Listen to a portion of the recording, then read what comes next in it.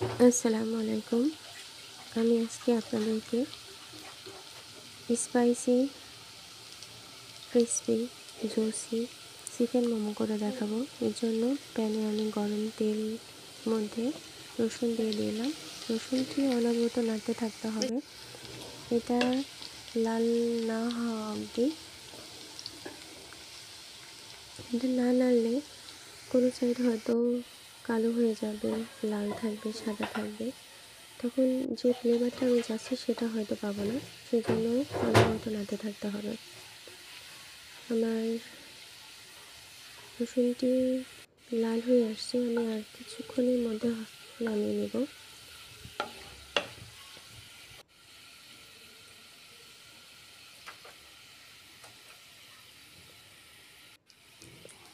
এখন আমার রসুন লাল হয়ে গেছে, আমি উঠিয়ে নেব। আমি আগে থেকেই এখন আমি বাটিতে শুকনো মরিচের গুঁড়া নিলাম, তার মধ্যে 2 টেবিল চামচ কাঁচা তেল নিয়ে নিয়েছি। মধ্যে আমি রসুনের কুচি নিয়ে নিলাম 2 চামচের মতো। এর মধ্যে এখন আমি যে তেলের ভিতরে রসুনটি ভেজেছিলাম সেই তেলটি ঢেলে দিলাম। এটা অবশ্যই গরম হওয়া লাগবে, কারণ আমি এখানে কাঁচা তিল এবং শুকনো মরিচের গুঁড়া ব্যবহার করছি। সেজন্য এর মধ্যে গরম তেল দিলে এর মধ্যে যে ফ্লেভারটা আমি চাচ্ছিলাম সেটা চলে আসবে, তিলের একটা যে খুশবু সেটা চলে আসবে। আমি আগে থেকেই মুরগির বুকের মাংস কিমা করে রাখছিলাম। এটা অবশ্যই ব্লেন্ডারে আমি করে রাখছি, আপনারা শিল বাটাতেও করে রাখতে পারেন। এখন আমি এর মধ্যে রসুনের কুচি দিয়ে দিলাম 2 চামচের মতো, দিলাম 1 চামচের মতো আদা কুচি। এখন দিলাম পেঁয়াজের পাতা কুচি, কাঁচামরিচ কুচি পরিমাণ মতো,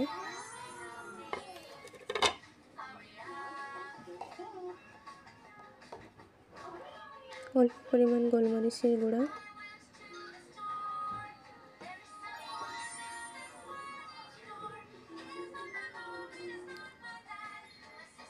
স্বাদ মতন। এখানে ফ্লেভারটা মাংসের যে কাঁচা ফ্লেভার সেটা চলে যাওয়ার জন্য আমি 2 চামচের মতো সয়া সস দিয়ে দিলাম। স্বাদ মতো লবণ দিয়ে দিলাম। আপনারা আপনাদের পরিমাণ মতো লবণটা দিয়ে দেবেন, অবশ্য কম দেওয়াই ভালো, পরে দেখে দিলে ভালো হয়, কারণ লবণ হলে ভালো লাগবে না। আমার রসুন ভাজা যে তেলটা ছিল আমি সেটা এখন দিয়ে দিলাম। এখন এটা আমি অনবরত নাড়তে থাকবো। মাংসের যে কাঁচা মাংস যেটা ব্যবহার করছি সেটা এই রসুনের গরম তেলের কারণে কাঁচা ভাবটা চলে যাবে এবং মাংসটা জুসি হয়ে যাবে।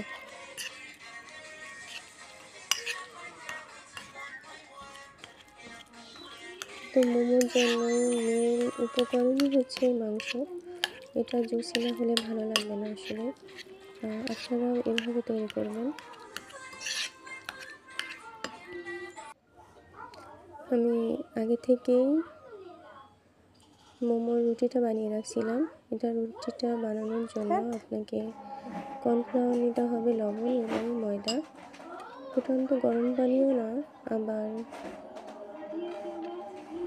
কম গরম পানিও না, মাঝামাঝি একটা গরম পানি দিয়ে ডোটা বানাতে হবে।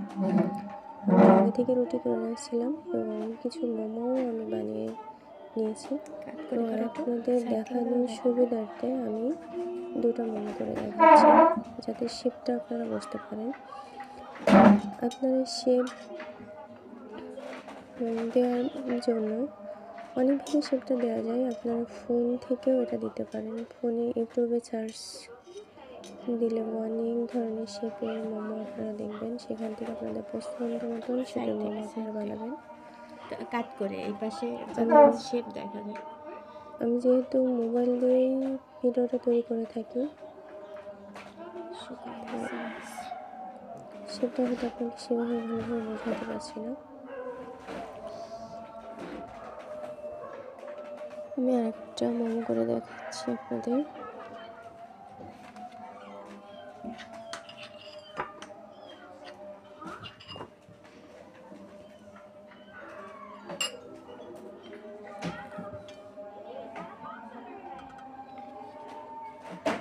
আমার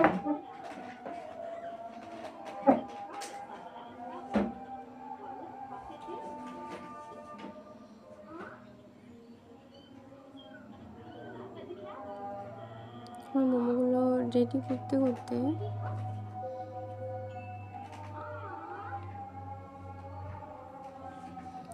আমি আগে থেকে চুলায় প্যান বসিয়ে তাতে হালকা তেল লাগিয়ে রাখছি যাতে প্যানটা গরম থাকে। আমি এখন এই গরম প্যানের ভিতরেই মোমোগুলো বসিয়ে দিব।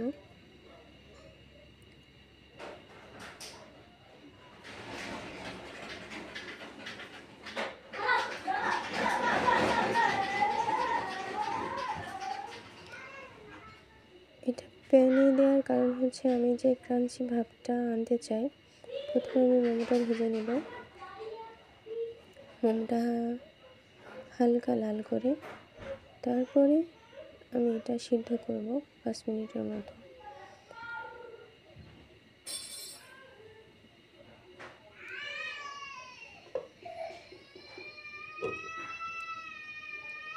এটা 1 মিনিটের মতো ঢেকে রাখছিলাম।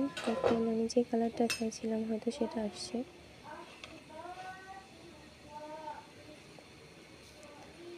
দেখুন কি সুন্দর একটা কালার আসছে। এটা খেতে কি যে মচমচে একটা ভাব থাকবে, ভিতরে হচ্ছে জুসি এবং মোমোটা ক্রাঞ্চি ভাব, অসাধারণ। আপনারা বাসায় বানাবেন। ভালো লাগলে like, comment, share, please subscribe করে দেবেন। আমি এখন এর মধ্যে আধা কাপের মতো পানি দিয়ে আবার ঢেকে দিলাম। এটা 5 মিনিটের মতো সিদ্ধ হবে।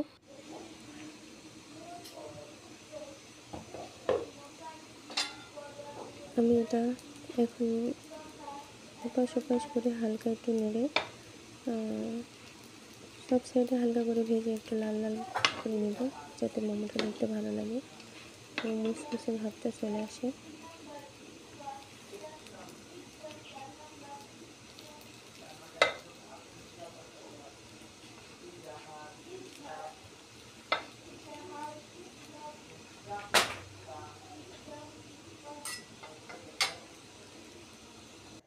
আমার মোমোটা রেডি প্রায়, এখন আমি নামিয়ে নেব।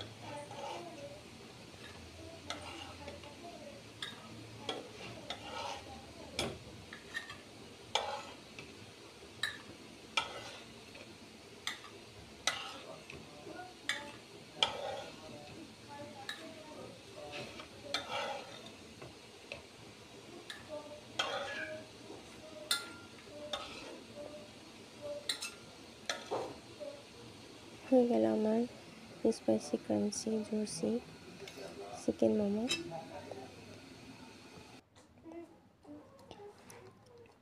দেখেন মোমোটা কতটা কালারফুল। এর মধ্যে আমি কালার সুন্দর দেখানোর জন্য পেঁয়াজের কাঁচা পাতাটা ব্যবহার করছি। তারপর যে রসুনটা আমি ভেজে রাখছিলাম সেটা দিয়ে দিলাম। যখন আপনি মোমোটা গালে দেবেন তখন এই রসুনের কারণেই মুসমুসে একটা শব্দ হবে। এবং আমি যে শুকনো মরিচ, তিল এবং সয়া সস দিয়ে যে